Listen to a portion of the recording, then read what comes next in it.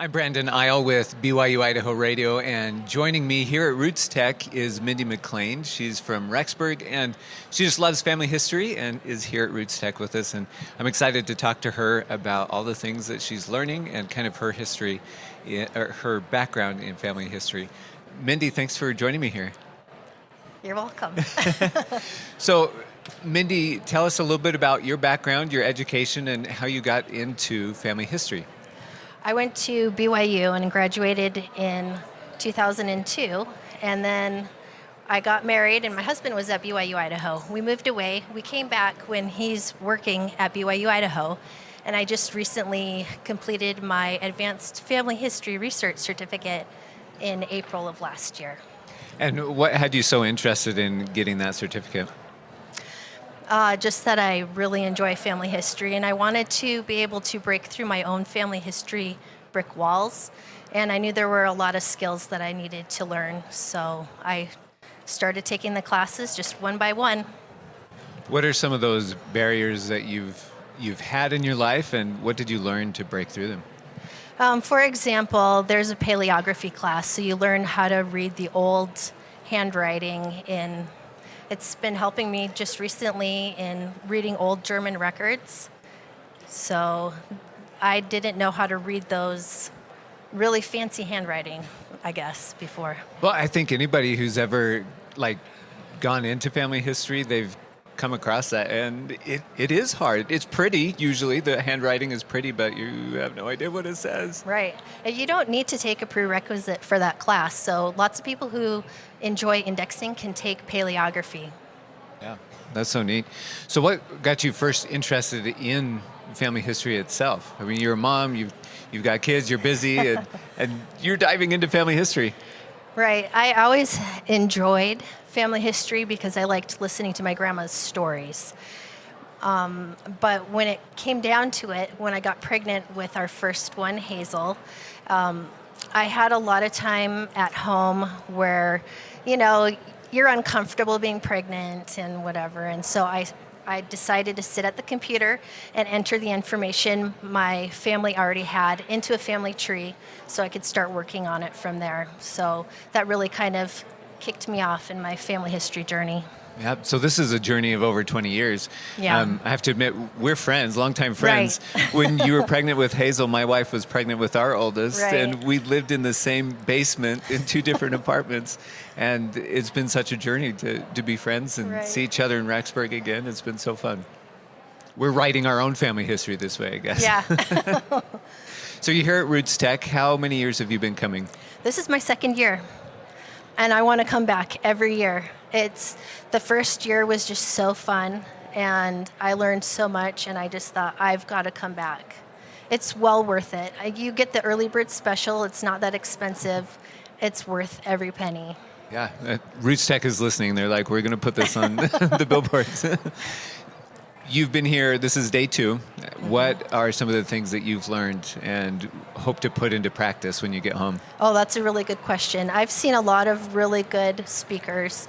Some of my favorites, I'm not really sure how I would apply that. I think I already told you I had a favorite speaker yesterday who talked about his family in North Carolina and found through a DNA match that they actually have relatives in Guam.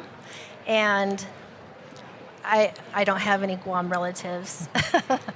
But through DNA, you can learn a lot. You can make those connections with those cousins that can help you push your tree back. And that's one thing that I want to do, and that's why I sat in on his class, because I wanted to know how he did it, what were the steps that he took, and how can I apply those steps into what I'm doing in my own family tree. Yeah, that's so neat. Going to these classes and just getting that very specific thing that will help you break through those barriers you were talking about is so amazing. Over the years that you've been doing family history, what are some of the miracles you've seen just diving in and learning things that nobody else knew until you found it? Oh, that's a really good question. In my family tree, I don't have pioneer heritage like a lot of people that I meet out west have pioneer heritage. And so sometimes it feels kind of embarrassing in a way to say that my second great-grandfather on my mother's side was a bootlegger. But there are incredible records for bootleggers when they're doing that during Prohibition. So I have his case file from Leavenworth, and it has a picture of him, which looks just like my great-grandfather. And so I'm like, at first I was kind of mad because I was like, how could you do this to your family? You know, he got in trouble. He had to go to prison. They ended up having a divorce, and there's all this drama. And actually, an archivist at the Minnesota Historical Society helped me with finding these records, actually, because I think I was living away from Minnesota at the time.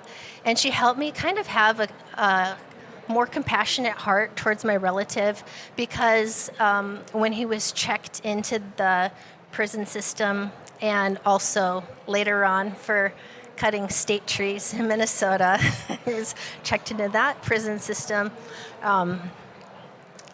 He had real problems with malnutrition, and he lived in like very, very northern Minnesota. And so you get this feeling that he wasn't doing this because he was a bad man. He was doing this because he was really in survival mode. That's such an interesting perspective. I think some people are afraid to dive into their past and their ancestors because they're afraid to find information like this. But that compassionate side, like there's a reason people do what they do, and learning those stories is important. Right. That's so neat. So going back to what we're doing here at Family Search's RootsTech, what are some things you're looking forward to for the rest of day 2 and going into Family Discovery Day on Saturday?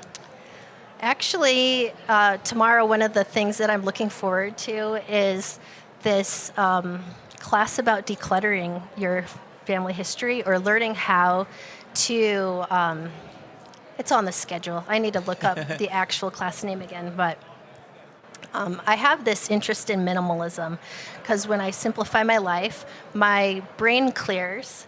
I can take care of my family better, and I'm not just constantly stressed all the time. So when it comes to family history, a lot of times, my dad died, and so I inherited his box of family history things in 2014, and a lot of people are in the same boat where they've got boxes of stuff and they don't know what to do with it. And so I've taken this approach of putting my dad's things and his parents' things online, and then seeing if anybody else in the family would like that treasure. And if they don't, it goes to recycling. I mean, in reality, there is an archival responsibility for certain items, but for other things, it sometimes ends up feeling like we're a little too cluttered. And so I'm looking forward to seeing what they have to say in that lecture tomorrow. Yeah, that's so interesting. Sometimes we think we have to save everything, and not everything's important, Right. but there are important things, and learning how to take care of that's interesting. Sometimes when you have so much to treasure, it's hard to know what to treasure the most. Yeah. Are you able to take some of the things that you learned and teach other people about family history? Definitely. I volunteer at the Family Search Center in Rexburg on Thursday mornings, so come in and visit with me. I like to help people most with their ancestry DNA results and breaking through some brick walls. I also have some skills in Midwest research. But mostly, I help somebody write their story every Thursday. Well, writing our own stories, that's such an important part of family history. Sometimes we think it's all about the past, but it's also about our present for our future. How are you preserving your family history, your current family history? That's a really good question. I don't think I do as good at it as other people, because I kind of have stepped out of social media a bit. But just preserving memories by making sure I have our photos scanned and they're on Shutterfly and Google Photos and in a backup external hard drive. I think that's how I'm preserving it. I journal, and then I archive my own journals. That's so smart. Yeah. My mom's a journaler, and she had a physical journal for decades, I think a daily journal, and now it's all digital. She does it, I'm not sure what app she uses, but it's there sometime, and I'm going to have to go through those one day. My dad kept a journal, and one of the lecturers I do remember from last year, she talked, and she was here this year, Nicole Dyer, with Family Locket. She was really good about teaching us about AI this year, and that's one of the things I want to do is figure out how to use AI enough in order to train it so when I scan my dad's journals, I can transcribe them. Because his handwriting was a bit atrocious, but I still want to preserve that information for my children because not only is his handwriting in cursive, which some of them struggle reading, his cursive was really bad. Yeah. I've seen so much about the technology this year, and it is so much about AI and understanding the handwriting and connecting dots with DNA. What other tech things are you hoping to learn about and use? That's right. That's a hard question. I basically came in with the idea of I really need to get on board with AI more. In the family research program, there was a time when I needed to write a report, and my husband was like, just send it through AI and see what it comes up with. And he tried it on his computer, and I was like, that's trash.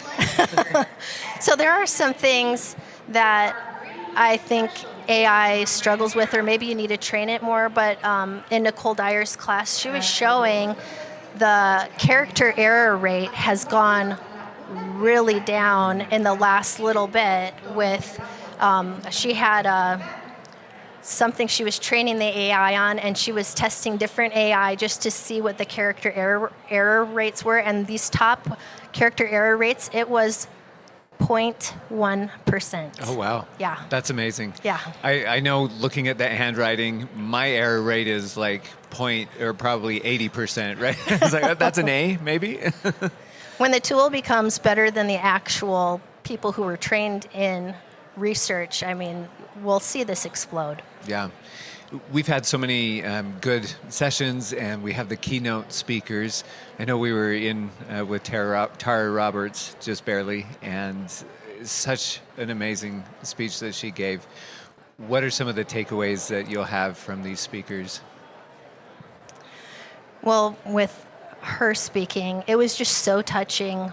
I was moved. The friend next to me, she was crying. It was just so touching just to see people's involvement. I think there are so many ways to get involved with family history. I mean, her involvement with finding shipwrecks to help people connect to their enslaved ancestor, I think, was really interesting. But I think there are so many different ways that we can all participate in family history. I really think this theme of together, it really is about community. I think about this with my own tree because I like to research my tree, but maybe I have a cousin who likes to add the family photos. Somebody else might be really good about writing the family stories. Somebody else might be good at putting together a family reunion. There's so many ways we can all participate. Yeah, I like that. The theme of RootsTech this year is together, and getting your family to do these different parts of family history kind of helps you be together. Yeah, and it's healing. I mean, when you connect with one another, you're healing hearts that way. And when you learn about your own ancestors, their hearts can heal too, I think. Yeah. Well, Mindy McLane, thank you so much. Yeah, thank you.